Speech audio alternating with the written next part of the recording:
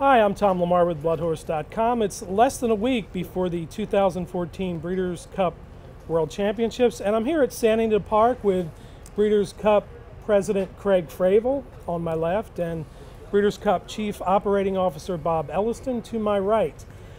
Craig, record pre-entries this year, a little bit unexpected, I guess. What are your thoughts on that, and is this something that you hope continues in the future? Well, you know, no matter how many parties you have and other things, for me, this all really boils down to what ends up on the racetrack. And, you know, our goal every year is to have as many possible starters and high-quality starters we can have. And so I wouldn't say it's unexpected. We sent people out early and often this year to recruit horses, to talk to trainers, to spread the story, and it just turned out to be great so far. All right. How about the European participation, Bob? Incredible, 38 pre-entered. I think that's also a record.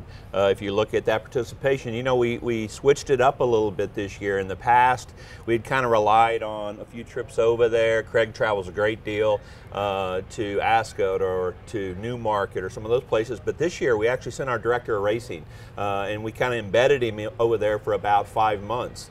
And he hustled every single day out of London, but he was in France, he was at Newmarket, he was in Ireland, and he got the word out face to face with these folks. And I think also, you know, I think the Challenge program is getting some reach as well, and folks just recognize what a great opportunity it is to run at the highest level.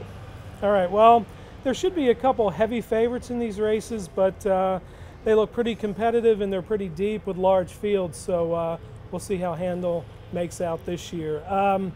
So there's already a lot of talk this year about what's happening next year, and that's the first Breeders' Cup at Keeneland. And clearly, it's not a turnkey facility like a Churchill or this place where you kind of know what you're doing, you know what the facility is.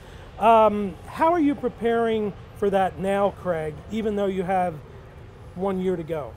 Well, you know, Bob and the Keeneland staff have spent a lot of time this summer really going through seating plans, organizational plans, and you know, we're probably as far along with the Keeneland execution for next year as we would be 6 months away from an execution here at Santa Anita. So, you know, they have such a great management team, such an enthusiastic approach to it, and us being about a mile and a half away from their offices doesn't hurt in the planning effort. So I have every confidence in the world that the work that's been done and will be done will lead to a terrific Breeders' Cup at Keeneland. All right, Bob, you were the president of Turfway Park for many years, and which of course was part owned by Keeneland. You're from Kentucky, correct? Yep. What does it mean to you to have a Breeders' Cup at Keeneland? You kidding me? I mean, I cut my teeth right there. I might have missed a few classes at Eastern on those Fridays in April and October and snuck out over to Keeneland to catch the card there. And honestly, my brother-in-law worked as a broodmare manager on Wichita Equine, which is part of Keeneland's property, and I would go hang out with him and go around. And Princess Rooney, a great Breeders' Cup champion, she was there. Ghana Fasal, who was the dam of Unbridled, she was there, and I got to see those mares when I was in college. And so for me, as a Kentucky boy, going to the track I love and grew up on, it's very, very special. And to Craig's point earlier, I mean, we're about the best racing in the world, and to do it at one of the great venues in a community that loves the sport of racing is going to be fabulous. All right, and real quick, I don't mean to put you on the spot, but we do like to gamble. Craig, who is the horse that you really like the best in this year's Breeders' Cup 1 week out?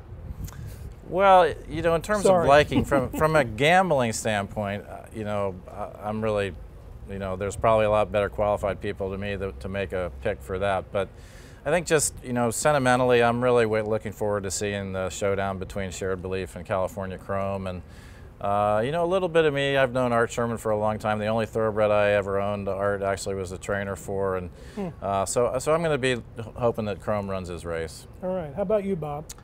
Well, I do find my way to the windows on occasion, and I like a couple of horses back from the East Coast. I know some think that there's some issues with East Coast shippers coming out here, and if there's a home court advantage. Actually, our research shows just the opposite in the last year, the last 2 years here at Santa Anita. more money's been taken home by East Coast participants than have even out here on the West Coast. So I'm going to give you a Belmont double. It's going to be Sweet Reason, because I made a big, huge ticket and had to give the IRS a little bit of it on Belmont Day when she won. And I actually like Tonalist in the Classic, because I think that race sets up for somebody to close off of that. He's royally bred. He's a huge animal that likes to get rolling on a quick pace. So there's your Belmont double with Sweet Reason and Tonalist. All right, there's a couple horses that you can consider next week, and quite frankly, you probably are looking at a couple of those horses anyway. So, gentlemen, we thank you for joining us. This has been Tom LaMarra for bloodhorse.com at Santa Anita Park.